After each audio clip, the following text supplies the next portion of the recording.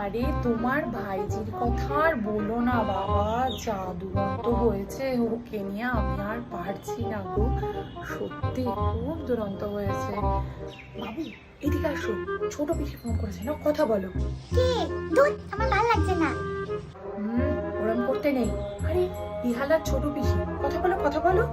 আরে যে তোমাকে আগের বছর একটা জামা দিয়েছিল, তোমার মনে নেই? নাও কথা বলো। হ্যালো।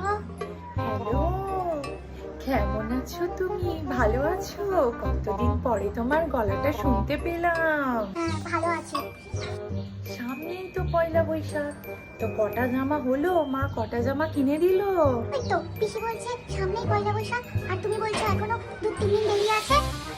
আরে পয়লা বৈশাখ চলে এসছে মানে ওই তো 3-4 দিন এখনো বাকি আছে, সেটাই বলছে।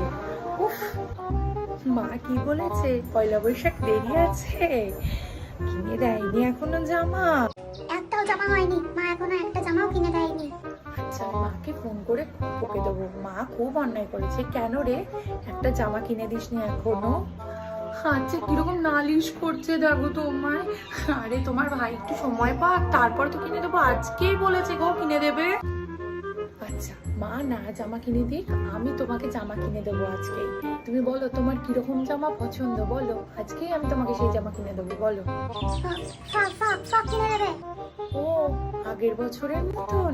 আগের বছর তোমাকে আমি একটা সুন্দর ঘুড়ি আঁকা ফ্রক কিনে দিয়েছিলাম, তোমার মনে আছে? হ্যাঁ, মনে আছে।